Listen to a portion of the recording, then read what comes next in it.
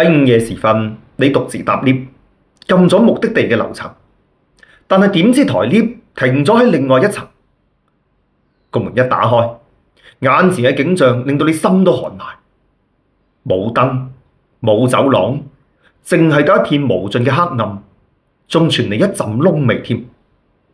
咁你夠唔夠膽行出去呢？呢單懸疑事件到底隱藏住啲咩秘密呢？係天意弄人定係人為惡行呢？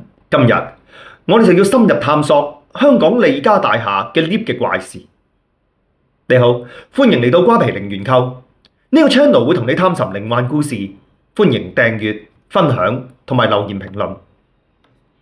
2007年8月10號晚上11點鐘，香港利嘉大廈入面靜英英，喺走廊傳嚟腳步聲，原來係啱啱返工嘅後生仔保安張仔同埋保安隊長阿老李喺處巡邏。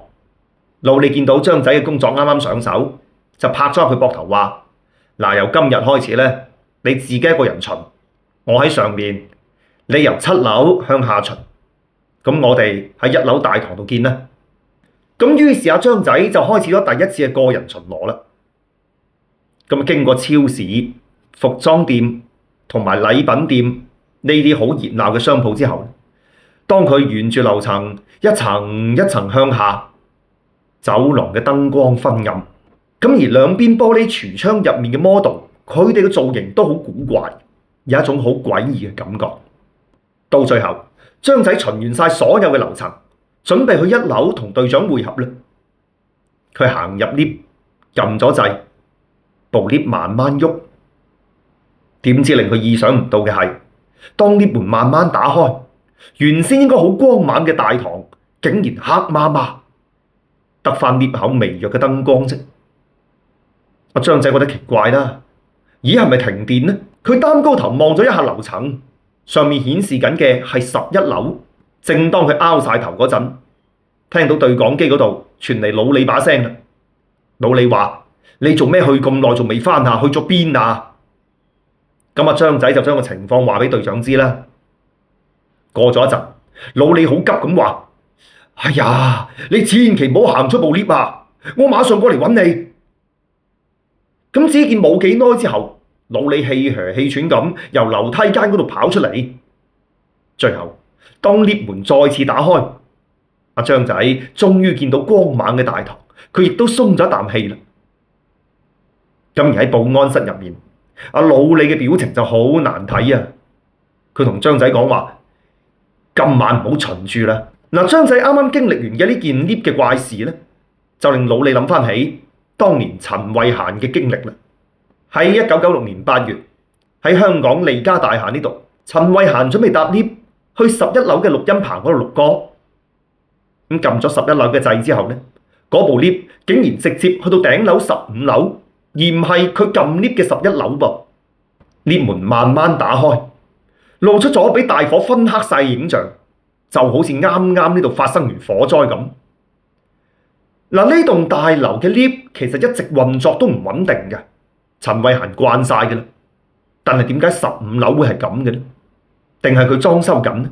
佢試過撳11樓想翻轉頭啦，但係部 lift 只係停喺10樓就喐都唔喐啦。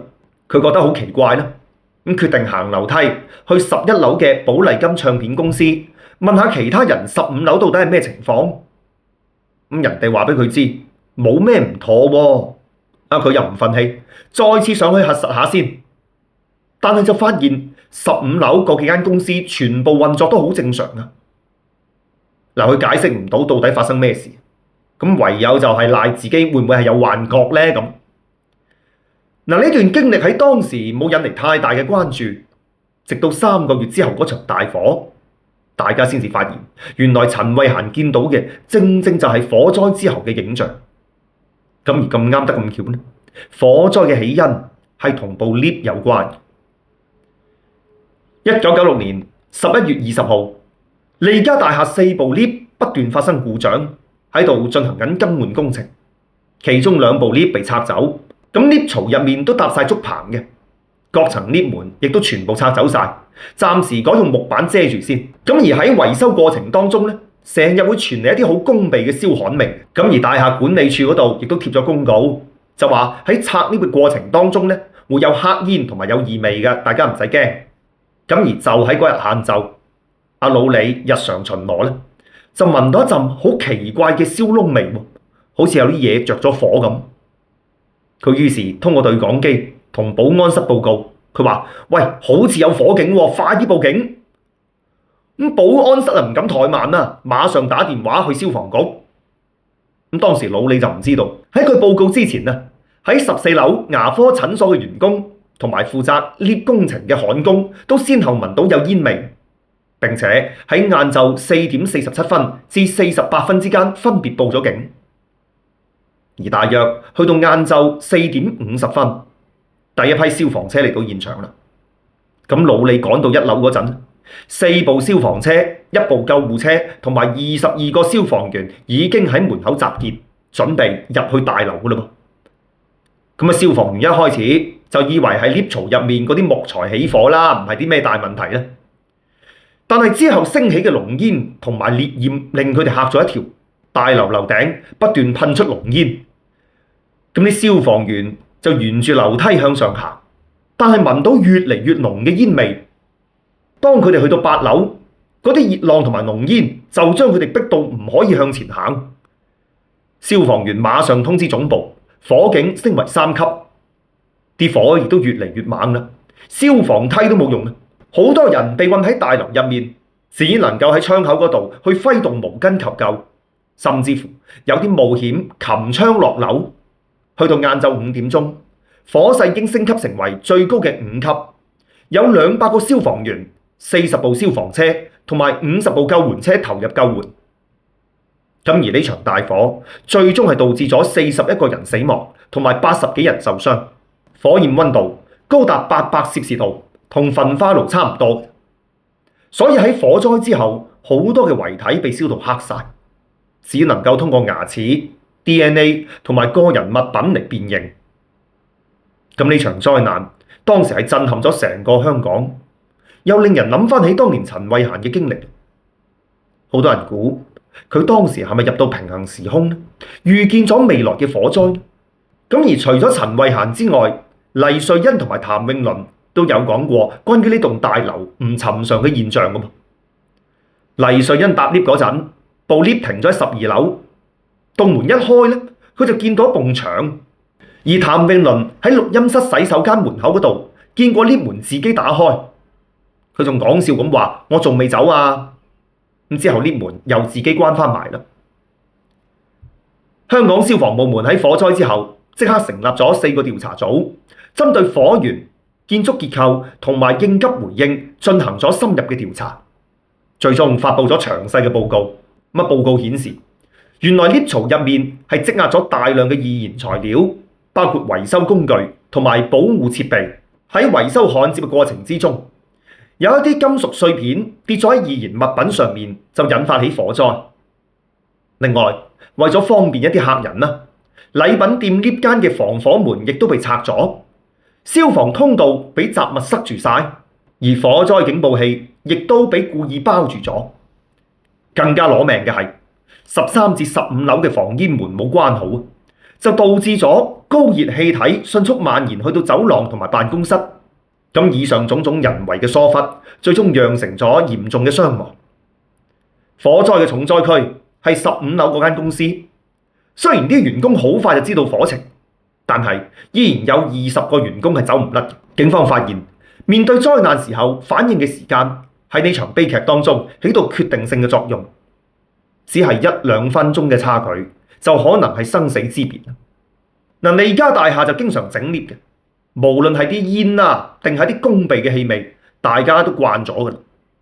咁喺見到煙霧嘅時候，有啲人就及時走，但係有啲人就忽略咗，就以為係常態啦。咁而呢種忽略咧，就變成咗悲劇嘅開始啦。但係呢個係咪只係一時猶豫而釀成嘅悲劇呢？喺深入調查之後，警方慢慢揭露大廈冇履行到安全責任，為咗慳成本，管理層喺消防設施上面偷工減料，平時又疏於消防安全。佢哋拆除防火裝置，冇滅火筒等等等等。大樓嘅安全保障唔應該只係靠保安巡邏，基礎安全設施建設先至係關鍵。雖然政府解釋咗火災嘅原因到底係咩，但係呢棟大樓嘅怪事冇就咁停止喎。附近嘅居民成日喺夜晚經過嘅時候，都見到窗邊好似有好多人影喺度行嚟行去咁。有人仲話喺大樓嘅外牆見到有好多好痛苦嘅面口。警方甚至乎接過大樓打出嚟嘅求助電話添，但係去到現場呢，發現冇人噃。咁查翻個 number， 原來一早已經係取消咗嘅。經歷咗大火嘅利嘉大廈依然仲喺度，佢喺度用佢嘅方式講述緊自己嘅冤屈，詭異嘅傳聞依然冇消失。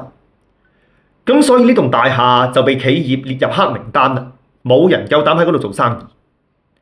去到2003年9月12號，呢棟利嘉大廈終於拆。而去到2007年呢，呢個地方出現咗一座銀座式嘅購物商場佐敦匯，咁有關大廈嘅傳聞亦都慢慢淡出視線。火災之後，政府重新修訂咗消防條例，加強各項消防設施要求。條例中強調，大廈入面嘅防煙門一定要保持關閉，防止濃煙透過逃生通道蔓延。老李對當時自己可以逃過一劫覺得好好彩，嗰段記憶佢亦都好少講俾人聽。但係點不知嚟到呢一日，佢又遇到呢部 lift 嘅怪事。好啦，咁啊，當年嘅事講完之後呢，佢就馬上帶住阿張仔向物業部門去上報 lift 可能存在嘅問題。咁啊，皆因佢都唔想見到歷史重演嘅。嗱，今日我哋嘅故事就講到呢度。呢個 channel 會同你探尋靈幻故事，歡迎訂閱、分享同埋留言評論。我哋下期再見啦！